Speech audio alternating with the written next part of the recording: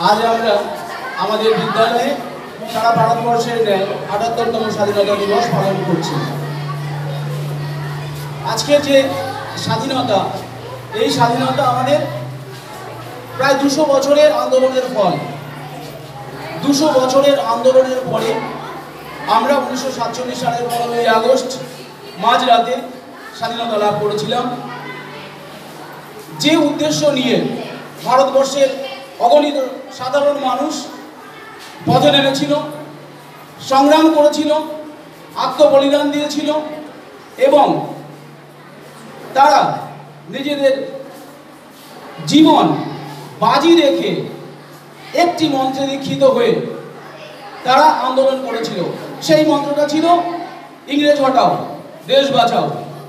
দেশ বাঁচাতে গেলে তখন একটি মাত্র শত্রু ছিল, তারা ছিল ইংরেজ, যারা সারা পৃথিবীব্যাপী, শুধু ভারতবর্ষ নয়, সারা পৃথিবীর 1/3 অঞ্চলে তারা উপনিবেশ গড়ে তুলেছিল। খুব সুন্দর কায়দা করে তারা আস্তে আস্তে প্রথমে ব্যবসা করতে আসলো। ব্যবসা করতে এসে নিজেদের ইউরোপীয় ভাইদের সাথে লড়াই করলো। তারা ইংরেজরা ফ্রান্সের লোকেদের সাথে লড়াই করেছে, ইউরোপীয় ভাই। তারপরে ডাচ, যারা ওলন্দাজ, তাদের সাথে লড়াই করেছে, পর্তুগিজদের সাথে লড়াই করেছে, নিজেদের মধ্যে লড়াই করে নিজেদের আধিপত্য বিস্তার করেছে। তখন ভারতবর্ষ বিক্ষিপ্তভাবে ছিল। আজকের যেমন একটি ইউনাইটেড ইন্ডিয়া, একটা সংগঠিত ভারতবর্ষ, সেই ভারতবর্ষটা তখন ছিল না। প্রায় 575টা মতন ছোট ছোট প্রাদেশিক রাজ্য ছিল, যেই রাজ্যগুলিতে আলাদা আলাদা শাসক, প্রাদেশিক শাসককর্তারা শাসন করতেন। এইরকম একটা পরিস্থিতিতে আমরা তখন ভারতবাসী হিসাবে একত্রিত কিন্তু ছিলাম না। আমাদের ভারতবর্ষ তখন দীর্ঘদিন মুঘল শাসনায় থাকার ফলে আমাদের মধ্যে যে ঐক্য, ভারতবাসী হিসাবে যে ইউনিটি, সেই ইউনিটিটা ছিল না। আমরা জানি যে একতাই বল, সেই ঐক্য আমাদের মধ্যে ছিল না বলে সেই সুযোগ নিয়ে ইংরেজরা এত দূর থেকে, তখন মাত্র 5 কোটির দেশ, আর আমাদের দেশে তখন 32 কোটি 33 কোটি লোক, 5 কোটির লোক 32 কোটি লোককে কিভাবে অত্যাচার করে, কিভাবে কায়দা করে আমাদেরকে শোষণ করেছে, কিভাবে অত্যাচার করেছে। আমরা আজকে যে বন্দে মাতরম বলতে সংকোচ বোধ করি, এই বন্দে মাতরম বলার জন্য কত ছেলের প্রাণ গেছে, কত জীবন বলিদান করতে হয়েছে এই শুধু বন্দে মাতরম বলার জন্য। বন্দে মাতরম শব্দটির অর্থ বন্দনা করি মা তোমাকে। কোন মাকে? দেশমাতৃকাকে। দেশমাতৃকাকে বন্দনা করার জন্য, দেশমাতৃকার পরতলে প্রাণ বিসর্জন দেওয়ার জন্য শত সহস্র ছেলে মেয়ে তারা আন্দোলন করেছে, দিন রাত এক করেছে, তারা বিদেশের মাটিতে লড়াই করেছে।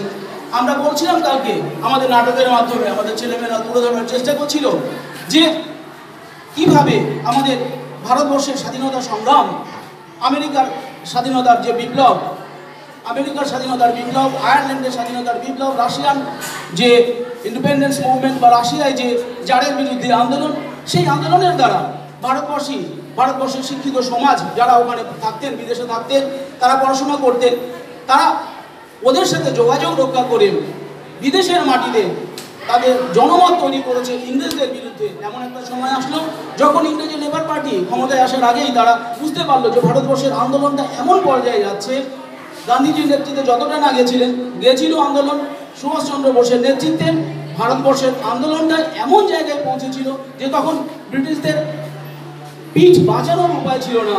সেটা কিন্তু ইংরেজদের বিভিন্ন কথায় বা ইংরেজদের বিভিন্ন লেখাতে আমরা পাই যে ভারতবাসীর অত্যাচার, ভারতবাসীর যে প্রতিবাদটা এমন জায়গায় পৌঁছেছিল যেখানে ইংরেজকে দেশ ত্যাগ করতে বাধ্য হয়েছিল। আর আজকে আমরা স্বাধীনতা দিবস পালন করছি। আজকের স্বাধীনতার অর্থ কিন্তু বিভিন্ন মানুষের কাছে বিভিন্ন রকম। যে ধর্মাচরণ করতে পারে না, তার কাছে মনে হয় যে আমি যদি ধর্মাচরণ করতে পারতাম সেটাই আমার স্বাধীনতা। যদি আমরা কথা বলতে পারতাম, অনেকে কথা বলতে পারে না, বলে আমাদের দম বন্ধ হয়ে যাচ্ছে। তারা মনে করে যদি আমরা কথা বলতে পারতাম, আমাদের যদিও সংবিধানে আছে right two freedom of speech and movement আছে, কিন্তু এক্সপ্রেশন আমাদের ভারতবর্ষের সংবিধানে আমাদের স্বাধীনতার কথা বলা হয়েছে। প্রথমে 7টি ছিল, পরে একটি অধিকারকে সরিয়ে দিয়ে মৌলিক অধিকার 6টি করেছে। সেই অধিকার এবং স্বাধীনতা অবশ্য আলাদা। তবে একটি কথা বলবো, আমি বিস্তারিত বলবো না এই স্বাধীনতার কথাগুলিকে। তবে প্রত্যেকটা স্বাধীনতার সাথে সাথে কিন্তু রিজনেবল রেস্ট্রিকশনস আছে, আমাদের ওগুলিও জানতে হবে। আমাদের যেমন বাক স্বাধীনতা আছে, মতামত প্রকাশের স্বাধীনতা আছে, ভারতবর্ষের যে কোনো স্থানে শান্তিপূর্ণ এবং নিরস্ত্রভাবে সমবেত হওয়ার অধিকার আছে, আমাদের ভারতবর্ষের যে কোনো জায়গায় বসতি স্থাপন করার অধিকার আছে, আমাদের যে কোনো পেশা বৃত্তি অবলম্বন করার অধিকার আছে, এগুলি তো আছে। কিন্তু তার সাথে সংবিধান কিছু নির্দিষ্ট বাধা নিষেধ ও আরোপ করেছে। আমরা তো কখনোই একটা জিনিস মনে রাখতে হবে যে স্বাধীনতা ফ্রিডম কখনোই হবে না যে at the expense of others unfreedom, মানে অপরের অস্বাধীনতার বিনিময়ে আমার স্বাধীনতা হবে না। আমাদের ভাবতে হবে আমাদের আজকের দিনে, আজকের ভারতবর্ষ, শুধু ভারতবর্ষ নয়, আজকের পৃথিবীতে আমাদের একটা জিনিস অত্যন্ত গুরুত্বপূর্ণ, সেটা হচ্ছে আমাদের মিউচুয়াল রেসপেক্ট। আমাদের ছাত্রছাত্রীদের, যুব সমাজের, আমাদের বড়দের প্রতি শ্রদ্ধার ভাব কমে যাচ্ছে। স্বামী বিবেকানন্দ কত বছর আগে, প্রায় 100 বছর আগে বলে গেছেন যে আজকের দিনে ছাত্র সমাজের যে অবক্ষয়, যে একটি জিনিসের অভাব, সেই অভাবটা হচ্ছে শ্রদ্ধার অভাব। শুধু রেসপেক্ট। আমরা যদি একে অপরকে রেসপেক্ট করি, ছোট হোক বড় হোক, শুধু রেসপেক্ট। আমাদের বাচ্চাদের কাছ থেকেও অনেক কিছু শিক্ষণীয় আছে। আমরা শিখেছি, আমাদের বাচ্চারা আমাদের অনেক কিছু শিখিয়েছে। আমরা প্রতিনিয়তই আমরা শিখি। আমাদের ভীষণ ভালো লাগে। আমাদের স্কুলের বাচ্চারা অনেক শান্ত, অনেক ভালো। আমি আশা করব যে যেমন আমরা স্বাধীনতা ভোগ করবো, তার সাথে সংবিধানের 51 নম্বর ধারায় কিন্তু কতগুলি কর্তব্যের কথাও বলা রয়েছে। সেই কর্তব্যগুলি 11টি কর্তব্যের কথা বলা রয়েছে।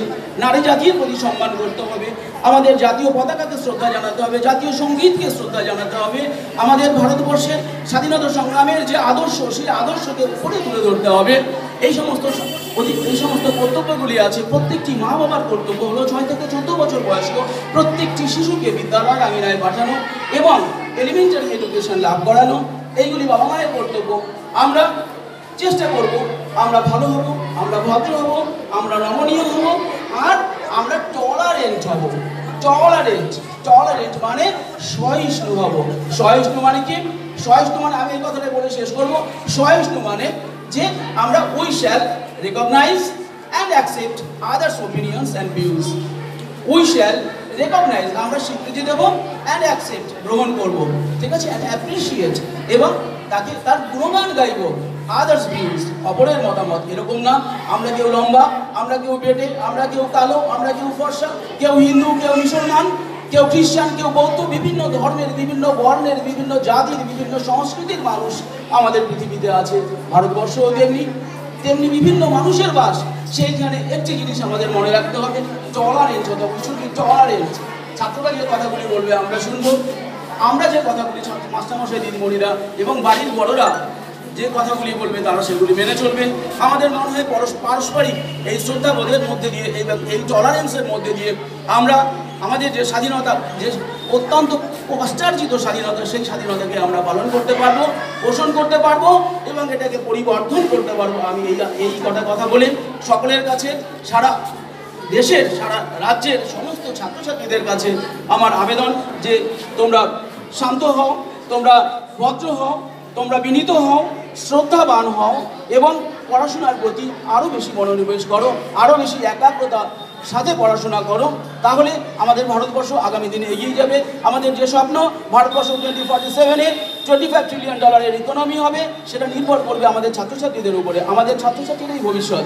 আমাদের ছাত্রছাত্রীরা ভালো হলে আমাদের দেশ ভালো। দেশ একটা অ্যাবস্ট্রাক্ট টার্ম, এটাকে দেশকে দেখা যায় না। দেশ কতগুলি উপাদান নিয়ে গঠিত হয়, তার মধ্যে অন্যতম উপাদান হচ্ছে ব্যক্তি বা মানুষ। এই মানুষ হচ্ছে সবচেয়ে গুরুত্বপূর্ণ উপাদান। মানুষের উন্নতি, মানুষের সমৃদ্ধি, মানুষের বিকাশ হওয়া মানেই আমাদের দেশের বিকাশ। এসো আমরা সকলে মিলে আমাদের যে ক্যাপাবিলিটি আছে, আমাদের যে ক্যাপাসিটি আছে, সেই ক্যাপাসিটি ডেভেলপমেন্ট করার চেষ্টা করি, আর দেশ সেবাই নিজেদের নিযুক্ত করি। আমাদের স্কিল ডেভেলপমেন্ট করতে হবে, আমাদের ক্যাপাসিটি ডেভেলপমেন্ট করতে হবে।